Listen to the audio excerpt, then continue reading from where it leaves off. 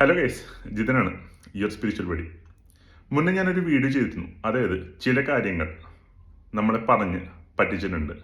എന്ത് കാര്യങ്ങൾ? Emotional manipulations ഉണ്ടായിട്ടുണ്ട് പുരാണാസിൽ. പല കാര്യങ്ങളും നമ്മളെ പറഞ്ഞ് പറ്റിച്ചിട്ടുണ്ട്. അങ്ങനത്തെ ഒരു കഥയാണ് ഈ പറയുന്ന കാളി ദേവി ശിവന്റെ നെഞ്ചത്ത് ചവിട്ടിക്കഴിഞ്ഞപ്പോൾ ഒരു കഥ ഞാൻ ചെയ്തിരുന്ന വീഡിയോ. ഇതേപോലെ ഇനിയും കുറേ കഥകൾ നമ്മളിലോട്ട് ഇമോഷണലി സെന്റിമെന്റലാക്കാൻ വേണ്ടി പറയുന്നത്. കുറച്ചും കൂടി കുറച്ചും കൂടി ക്രൂവാലിറ്റി തോന്നിയിട്ടുള്ളൊരു കഥയാണ് ഇനി ഞാൻ പറയാൻ പോകുന്നൊരു കഥ. നിങ്ങൾക്ക് അറിയാവുന്നൊരു കഥയായിരിക്കുള്ളൂ, എന്നാലും ഞാൻ പറയാം. അതായത് ശിവൻ സ്വന്തം പുത്രന്റെ തല അറുത്ത കഥ നിങ്ങൾ അറിയില്ലേ? ഗണേശന്റെ തല. ശരിക്കും ഗണേശന് ഈ ആനയുടെ തലയ്ക്ക് പകരം പണ്ട് ഒരു മനുഷ്യന്റെ തല തന്നെയായിരുന്നു. പക്ഷെ ഒരു സാഹചര്യത്തിൽ അത് അറുത്ത് കളയേണ്ടി വന്നു പരമശിവൻ.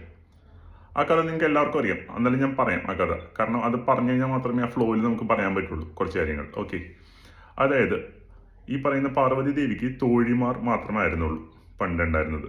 പക്ഷെ ശിവനാണെങ്കിലോ കുറേ കിങ്കരന്മാരുണ്ടായിരുന്നു, ഭൂതഗണങ്ങളുണ്ടായിരുന്നു, എന്തിനും വേണ്ടി നടക്കാൻ നന്ദി ഉണ്ടായിരുന്നു. പക്ഷെ പാർവതി ദേവിക്ക് തോഴിമാർ മാത്രമേ ഉണ്ടായിരുന്നുള്ളൂ. അതുകൊണ്ട് എന്ത് പറ്റും എന്ന് വെച്ച് കഴിഞ്ഞിട്ടുണ്ടെങ്കിൽ ഈ കൈലാസത്തിൽ പാർവതി ദേവി മോസ്റ്റ്ലി ശിവൻ ഈ പറയുന്ന മെഡിറ്റേഷൻ ആയിരിക്കുള്ളൂ. അതും 1-2 ദിവസത്തെ മെഡിറ്റേഷൻ അല്ല, കൊല്ലങ്ങൾ നീണ്ടു നിൽക്കുന്ന മെഡിറ്റേഷൻ ആയിരിക്കുള്ളൂ. അപ്പോൾ എന്ത് പറ്റുമെന്ന് വെച്ചിട്ടുണ്ടെങ്കിൽ പാർവതി ദേവിക്ക് അവിടെ പ്രൈവസി ഇല്ല. പാർവതി ദേവിയുടെ പ്രൈവസി എപ്പോഴും ഒരു ടോളറൻസിലാണ് പോയിക്കൊണ്ടിരുന്നത്. അപ്പോഴാണ് ഈ പറയുന്ന ഒരു ദിവസം കുളിക്കാൻ പോണ സമയത്താണ് ഈ പറയുന്ന തോഴിമാർ പറഞ്ഞു, ദേവിക്ക് ഈ പറയുന്ന ഇവിടെ ഒരു അംഗരക്ഷകനില്ല, എന്തുകൊണ്ടൊരു അംഗരക്ഷകൻ ഉണ്ടാക്കിക്കൂടാ എന്ന്. അപ്പോൾ ഈ കാര്യം കേട്ട് കഴിഞ്ഞപ്പോൾ പാർവതിദേവിക്ക് തോന്നി, ശരിയാണ്, എനിക്കൊരു പ്രൈവസി ഇല്ല, എനിക്കിവിടെ ഒരു കാര്യം ചെയ്യാൻ പറ്റുന്നില്ല. കാരണം സ്വന്തം ഹസ്ബൻഡ് ധ്യാനിച്ചിരിക്കുന്ന സമയത്ത് പുള്ളിനെ ഡിസ്റ്റർബ് ചെയ്യാൻ പാടില്ലല്ലോ. അതുകൊണ്ട് എല്ലാവരും വന്ന് പാർവതിദേവിയോടാണ് കാര്യങ്ങൾ പറഞ്ഞുകൊണ്ടിരുന്നത്. അപ്പോൾ പുള്ളിക്കാർ പറഞ്ഞു, ശരിയാണ്, ഈ കാര്യത്തിന് ഒരു സോൾവ് ചെയ്യണം. പണ്ടൊക്കെ പെണ്ണുങ്ങൾ മഞ്ഞൾ നീരാട്ട് എന്ന് പറയുന്ന പരിപാടിയുണ്ട്. ഇതിന് 2 അർത്ഥമുണ്ട്, ഞാൻ പറഞ്ഞുതരാം മുന്നോട്ട് പോകുമ്പോൾ. ഈ മഞ്ഞൾ നീരാട്ട് ചെയ്യണ സമയത്ത് പണ്ട് മഞ്ഞൾ ബോഡിയിൽ തേച്ചിട്ടാണല്ലോ കുളിച്ചുകൊണ്ടിരുന്നത് പെണ്ണുങ്ങളൊക്കെ. ആണുങ്ങളും കുളിച്ചിട്ടുണ്ട്, ഇല്ലെന്ന് പറയുന്നില്ല. അപ്പോൾ പാർവതി ദേവി എന്ത് ചെയ്തു, ഈ പറയുന്ന മഞ്ഞൾ എടുത്തു വെച്ചിട്ട്, ഈ അരച്ച മഞ്ഞൾ എടുത്തു വെച്ചിട്ട് ഒരു രൂപം ഉണ്ടാക്കി, ആ രൂപത്തിന് ജീവൻ കൊടുത്തു. അങ്ങനെയാണ് ഗണേശൻ ഉണ്ടാവുന്നത്. ചില കഥകളിൽ പറയുന്നത് മഡ് അല്ലെ കളിമണ്ണും കൊണ്ടാണ് ഉണ്ടാക്കിയെന്നും പറയുന്നുണ്ട്. നിങ്ങൾക്ക് ഏതുകൊണ്ടെങ്കിലും എടുക്കാം. ഞാൻ കുറച്ചും കൂടെ ആപ്റ്റായിട്ട് തോന്നിയത് എനിക്ക് മഞ്ഞൾ നീരാട്ടിൻ്റെ കഥയാണ് കുറച്ചും കൂടെ ആപ്റ്റായിട്ട് തോന്നിയത്. ഓക്കെ, അങ്ങനെ ഒരു ബോഡി ക്രിയേറ്റ് ചെയ്തു. അതാണ് ഈ പറയുന്ന ഗണേശൻ.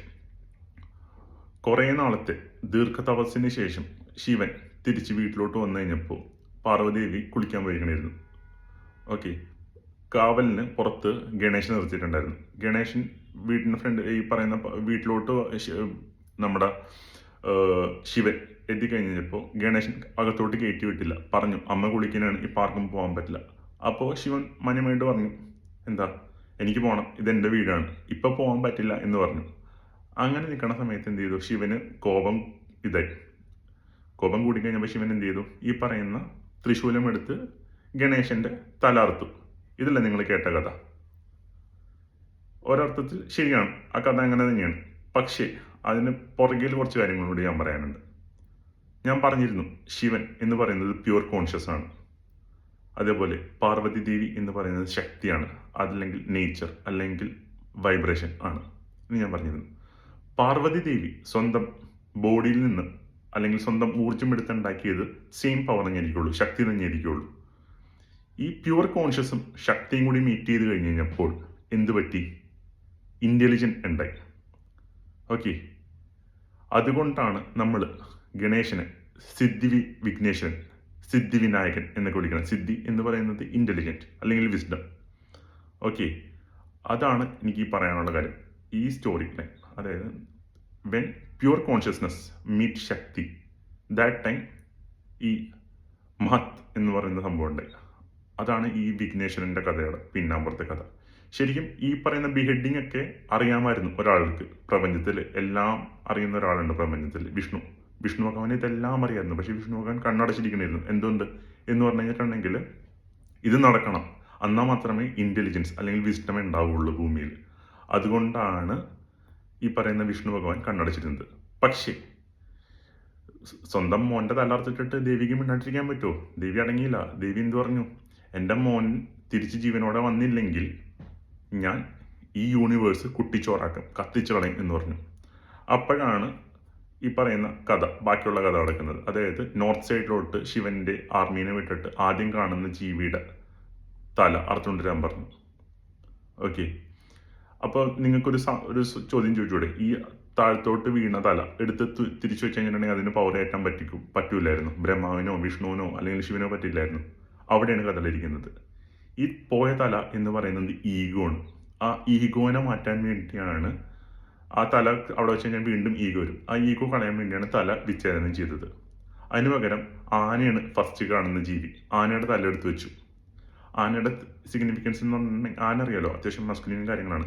എന്തെങ്കിലും ഒബ്സ്ട്രക്ഷൻസ്, അതായത് ആനയുടെ വഴിയിൽ എന്തെങ്കിലും സാധനങ്ങളൊന്നും ഞാൻ എടുത്തിട്ട് വലിച്ചെറിയും, ഒബ്സ്ട്രക്ഷൻസ് ഒന്നും. അതുകൊണ്ടാണ് വിഘ്നങ്ങൾ നീക്കാൻ പറ്റുന്നത്, ഒബ്സ്ട്രക്ഷൻസ് നീക്കാൻ പറ്റുന്ന ആളായതുകൊണ്ടാണ് ഗണേശന് വിഘ്നേശ്വരൻ എന്ന് പറയുന്നൊരു പേരും കൂടി വന്നത്. അതേപോലെ ആനയ്ക്ക് വേറെ കുറേ കാര്യങ്ങളും കൂടിയുണ്ട് ഈ സ്പിരിച്വാലിറ്റിയിൽ. അതുകൊണ്ടാണ് ആനയുടെ തലയെടുത്ത് വെച്ചത്. ശരിക്കും പറഞ്ഞാൽ ഒരു ഹ്യൂമന്റെ തലയിൽ എടുത്ത് വെക്കേണ്ടത്, ഒരു ആണിന്റെ തലയിൽ എടുത്ത് വെക്കേണ്ടത്. ഈ ഒരു കാര്യം കൊണ്ടാണ് ഈ പറയുന്ന ആനയുടെ തല അവിടെ ആദ്യം കണ്ടത്, നോർത്ത് സൈഡിൽ ആദ്യം കണ്ടത് ആന ആയതുകൊണ്ട് ആനയുടെ തല എടുത്ത് വെച്ചത്. അതേപോലെ നമ്മുടെ വീട്ടിലൊക്കെ പണ്ട് അമ്പലപ്പാടത്തൊക്കെ വരുമ്പോൾ, ഈ ഉത്സവ പാടത്തൊക്കെ വരുമ്പോൾ ചില ആനയുടെ പ്രതിമകൾ കൊണ്ടുവരുന്നു. പണ്ട് ഇപ്പോഴൊന്നുമല്ല, ഇപ്പം അങ്ങനെയൊന്നും കാണാൻ പറ്റില്ല. പണ്ട് മരത്തിൻ്റെ ആന, അതേപോലെ മാർബിളിൻ്റെ ആനയൊക്കെ കൊണ്ടുവന്ന് വെക്കുമായിരുന്നു. അതൊക്കെ ഇതാണ്, അതും നോർത്ത് സൈഡിലൊക്കെ കൊണ്ടുവെക്കുമായിരുന്നു. ഈ പറയുന്ന കുറേ ബെനിഫിറ്റ്സ് ഉള്ളതുകൊണ്ടാണ്. അതിനെപ്പറ്റി ഞാനൊരു വീഡിയോ ചെയ്യാം. ഈ വാസ്തുവിനകത്ത് കുറച്ച് ആനയുടെ കുറച്ച് കാര്യങ്ങൾ ഉണ്ട്, അത് ഞാൻ പറഞ്ഞുതരാം നിങ്ങൾക്ക്. ഓക്കെ, പിന്നെ വേറൊരു കാര്യം നിങ്ങൾക്ക് അറിഞ്ഞൂടെ? അതായത് അമ്പലങ്ങളിൽ ഏതൊരു പൂജ നടക്കുന്നതിന് മുന്നേ ഗണേശന് ആദ്യം പൂജിക്കണം. എന്തുകൊണ്ട് എന്ന് പറഞ്ഞു കഴിഞ്ഞിട്ടുണ്ടെങ്കിൽ പാർവതി ദേവി അങ്ങനെ ഒരു കാര്യം കൂടി മേടിച്ചെടുത്തുന്നു സ്വന്തം മോന് വേണ്ടി. അതായത് എൻ്റെ മോനെ പൂജിച്ചിട്ട് മാത്രമേ ബാക്കിയുള്ള ദേവി ദേവന്മാരെ പൂജിച്ചാൽ മതി എന്നുള്ളൊരു ഇതും കൂടി മേടിച്ചിരുന്നു. സത്യം പറഞ്ഞാൽ ഇതാണ് ആ കഥ. അതായത് പ്യുവർ കോൺഷ്യസ്നെസ്സും ശക്തിയും കൂടി മീറ്റ് ചെയ്ത് കഴിഞ്ഞപ്പോഴാണ് ഈ ഇന്റലിജൻസ്, വിസ്ഡംസ് ഉണ്ടായതുള്ളത്. ഈ ഗണേശന്റെ തല എടുത്ത് മാറ്റി ഹ്യൂമന്റെ തല, അതായത് ഈഗോ എടുത്ത് മാറ്റിയിട്ട് അവിടെ ഒരു ആനയുടെ തല വെച്ച് കഴിഞ്ഞപ്പോൾ എന്ത് പറ്റിയെന്ന് വെച്ചിട്ടുണ്ടെങ്കിൽ ഇന്റലിജൻസ്, ഒബ്സ്ട്രക്ഷൻസ് റിമൂവൽ കാര്യങ്ങൾ വന്നു.